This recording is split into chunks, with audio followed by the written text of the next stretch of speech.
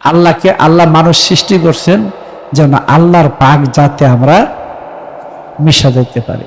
এই পাক যাতে মিলিত হওয়ার নাম হলো সালাত। বুঝে কি কই টালটু বাল্টু করে জায়গা হইতে না। এই আল্লাহর পাক যাতে মিলিত হইয়া থাকার নাম সালাত। আল্লাহ নিজেই সালাত পালন করে। আল্লাহ নিজ নবীর শানে নবীকে কাবা কিবলা বানাইয়া এই সালাত আদায় করে। ইন্নাল্লাহু ওয়া মালাইকাতাহু ইউসাল্লুনা আলান নবী বলছে না কিছুক্ষণ আগে, নিশ্চয়ই আমি আল্লাহ ফেরেশতা সহ আমার নবীর সালাত করি। বুঝলে না? এখানে অনেকে কিছু বুঝার কথা। দেখো তো প্রত্যেকটা মোকামে মোকামে ফেরেশতা আছে না? ওই ফেরেশতারা কি আল্লাহর নূর বহন করতেছে না? আল্লাহর সত্য নূর বহন করতেছে না? হ্যাঁ, সেই সত্য নূর জমিন আইসা খোদা সুরত ফুটায় তুলছে। হ্যাঁ, তো কে বলে যে আল্লাহর হাবিব মারা যায়? আচ্ছা কত দেখি একটা বেড়া মানুষ দুদিন ভরে ভরে একটা বেডি মানুষে মানে পছন্দ করে, কথা বুঝে না? তো বলতে পারবো হ্যাঁ আর ভালোবাসে বলতে পারবো, দুদিন ভর তো আরেকটা ধরবো, কথাটা বুঝছো না? তাহলে এইটা কি আসলে ওই মানুষটার প্রেম আছে তার প্রতি? নাই। তো আল্লাহ বাইচা রইলেন, আল্লাহর হাবিব মইরা ফেত নিয়ে গেছে গা, এটা কেমন কথা? আল্লাহকে দুদিন ভর নতুন নতুন হাবিব বানায়? হ্যাঁ, এই ছাগলা মানে মোল্লারা শিখেছে। আরে আল্লাহর হাবিব তো কোনোদিন মরে না, আল্লাহর হাবিব তো কোনোদিন মাটির নিচে যায় না। তোমাদের চোখ নাই তাই দেখো না, চোখ থাকলে তো দেখবে, কথা বলছো? এই সমস্ত মাদ্রাসার কিতাব তালাক দাও তাড়াতাড়ি, কারণ এগুলি এই মাদ্রাসার মানে শাস্ত্র বিধান গাড়াগাড়ি করতে করতে কতটা বছর পার করছি, কথা বলছো? হাজার হাজার কিতাব গাড়ছি, লাভের মধ্যে মাথাটা জন্মের মতো একটা ফ্যাস লাগাইছি। শেষে একটা গান লিখছি, মাথায় নিয়ে কিতাবের বোঝা আমার সোজা রাস্তাটা গেল বেঁকে, আর কবে চিনিবি তাকে, কথা বলছো? তো আল্লাহকে লাভ করার জন্য সবাই বলে আল্লাহকে লাভ করার জন্য, আল্লাহকে পাওয়ার জন্য, এই কথাটা আসলে বাদ দিতে। আল্লাহকে পাইতে গেলে এই কথাটা একদম বাদ। যে সমস্ত আলেমরা মাদ্রাসার আলেমরা আল্লাহ বিশ্বাস করে, তাদেরকে হাজার গুণ ভালো যারা আল্লাহ বিশ্বাস করে না।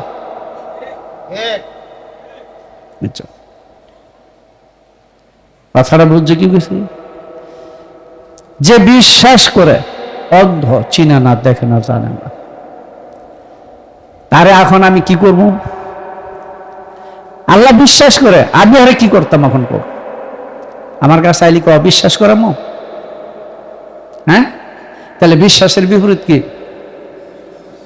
আর অবিশ্বাসের বিপরীত কি? তাহলে যে অবিশ্বাস করে আর তো বুঝে আমি দিন আনতাম।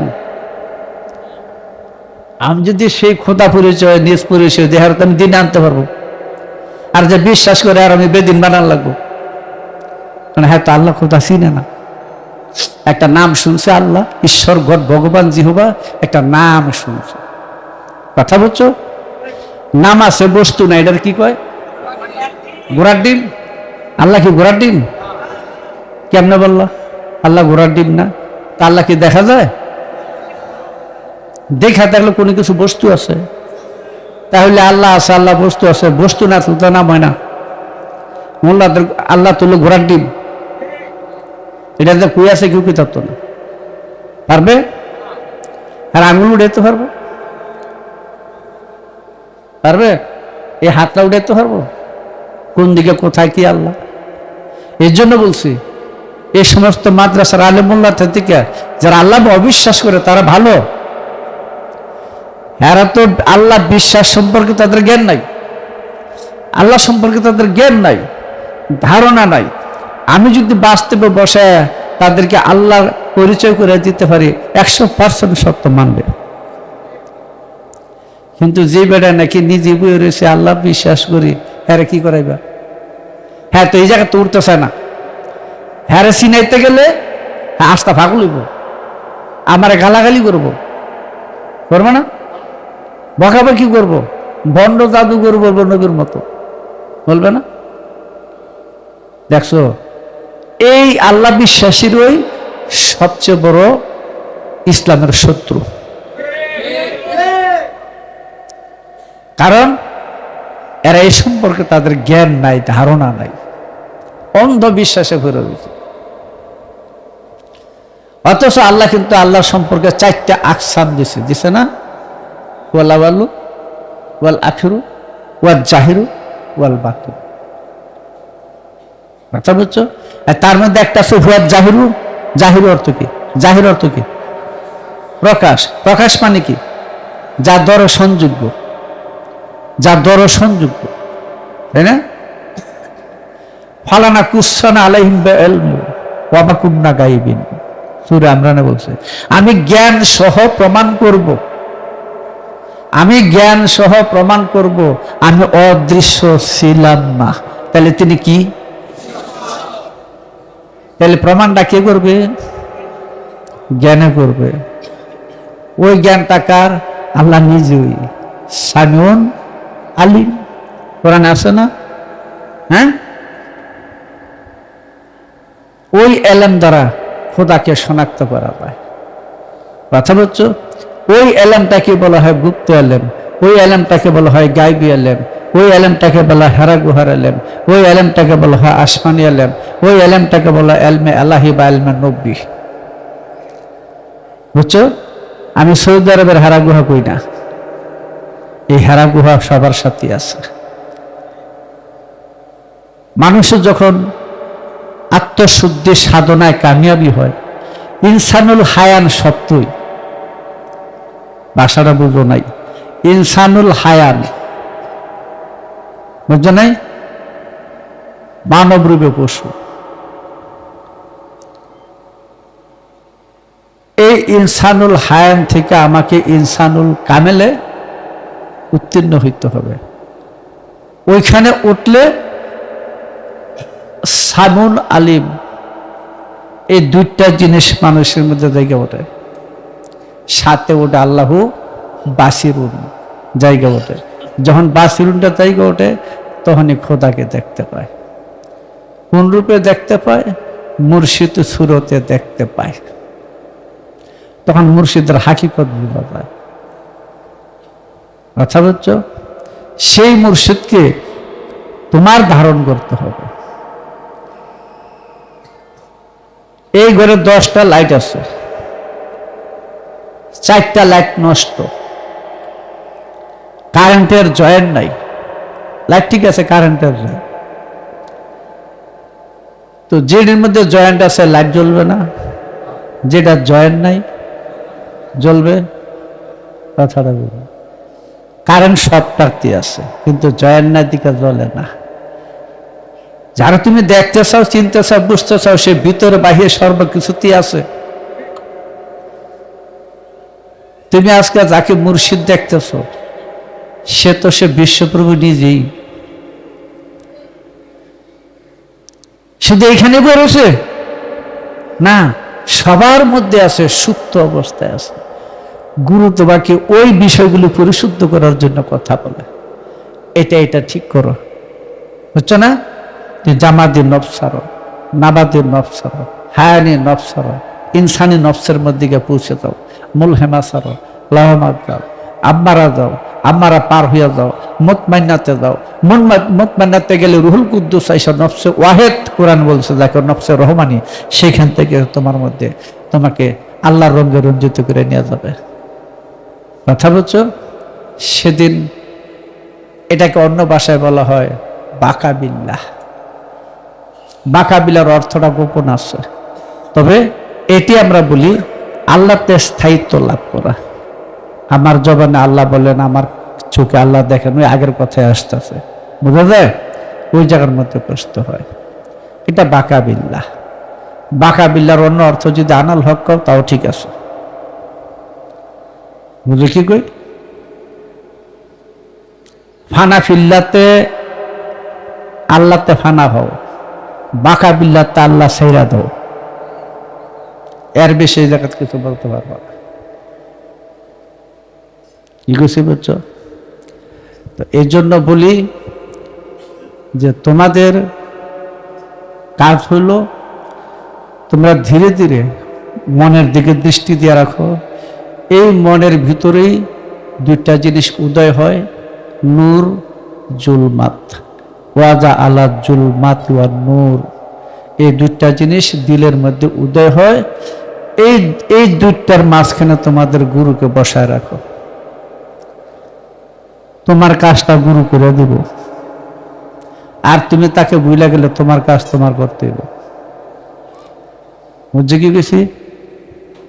এই জন্য হুশ দরদম নজর বড় কদম, তুমি দমে দমে নজর বড় কদম, কদমের ভিতরে দৃষ্টি রাখো। কথা বুঝছো?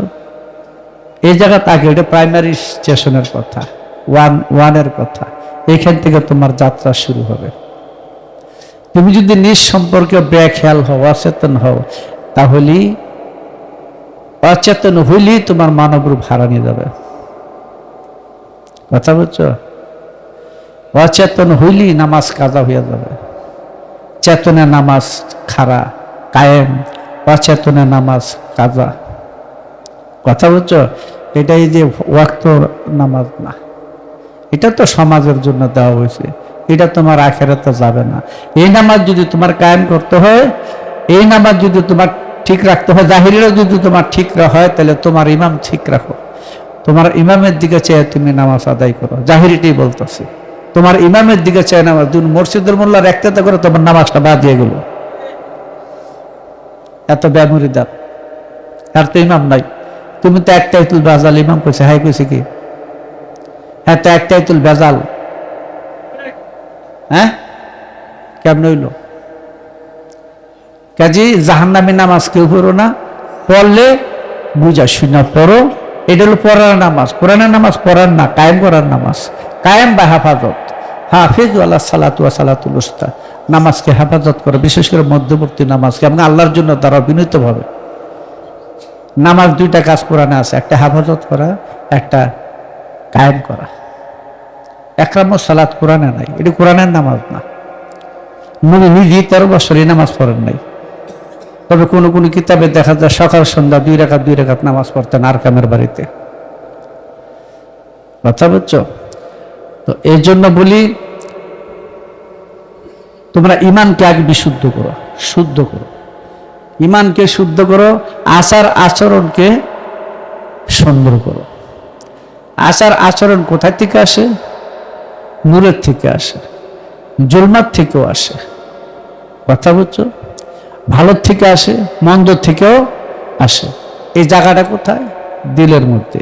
তাই দিলের দিকে সবসময় দৃষ্টি রাখো, মনের দিকে সবসময় দৃষ্টি রাখো, খেয়াল রাখো, চেতন থাকো। এখানে সব রকমের হাল উদয় হয়। মন্দটা ওখানে নফি করো, ওইখানে যেখানে উদয় হয়েছে ওইখানে নফি করো। কথা বুঝছো? হিংসা কিনা অহংকার, অন্যায়, অত্যাচার, জোর জুলুম ইত্যাদি আমাদের মনে আছে।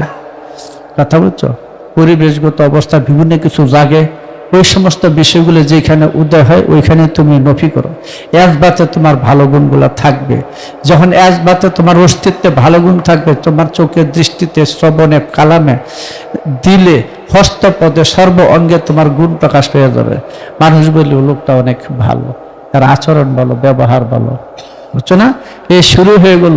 আল্লাহ তোমার প্রশংসা করেছে অন্যের মুখ দিয়ে, ইমানদারের মুখ দিয়ে, জ্ঞানীর মুখ দিয়ে। আর যদি তোমার মুখ দিয়ে যদি আবার আল্লাহ তার উল্টা করায়, যদি আল্লাহ তোমাকে জাহান্নামে ঢুকাইতেছে, তার উল্টা করবে। কাজে ওই জায়গার মধ্যে গিয়ে দেখো আল্লাহ আলিমুন, আল্লাহ নিজেই মুর্শিদ, নিজে ওই জায়গার মধ্যে বসে রয়েছে। কথা বুঝছো? ওইখানে নফি আজবাত করলে তোমার মধ্যে শুদ্ধ হাল ভাব সৃষ্টি হয়ে যাবে। ফিতরাত আল্লাহ, আল্লাহর সিবগা তোমার মধ্যে জাগ্রত হবে। কথা বুঝছো? এই যে আল্লাহ আল্লাহ বলতেছে বারবার, এইটা কিন্তু গোপন রয়ে গেছে। এটা আমি এখানে বলবো না, মানে বলতে গেলে অনেকের ইমানই থাকতো না। আল্লাহকে সিনে দিলে মহাবিপদ। কথা বুঝছো না? আল্লাহরে সিনাইলে মহাবিপদ। এই না দেখে আল্লাহ বিশ্বাস খুব সহজ, এটা শয়তানে পারে ভালো, কিন্তু দেখে কিন্তু শয়তান আল্লাহ বিশ্বাস করতে পারে নাই। পারছে? আল্লাহ সুরত দিকে শয়তানে বিশ্বাস করতে পারছে? ইন্নাল্লাহ খালাকা আদম আল্লাহ সুরাতিহি, নিশ্চয়ই আমি আল্লাহ আদমকে আমার সুরতে তৈরি করছি। সেই সুরতটা তৈরি করতে তার 7টা নূর লাগছে, 7টা নূর লাগছে, 7টা সাফাতি নূর লাগছে, 5টা বস্তু নূর লাগছে সেই নূরটা সুরতটা প্রকাশ করতে। কথা বুঝছো? সেই 7, 5, 12 নূর দিয়া মোহাম্মদ সুবহ সাদেকের সময় দুনিয়াতে আসে। বুঝছো? কত তারিখ এসে? তোমরা কত তারিখ এসো? সাবধানে, 12 যদি একটা কম হয় তাহলে জাহান্নাম, একটা কম হইলে জাহান্নাম, তোমার সেফাত 2টা চলে যাবে। কথা বুঝছো? তাহলে আর থাকবে না।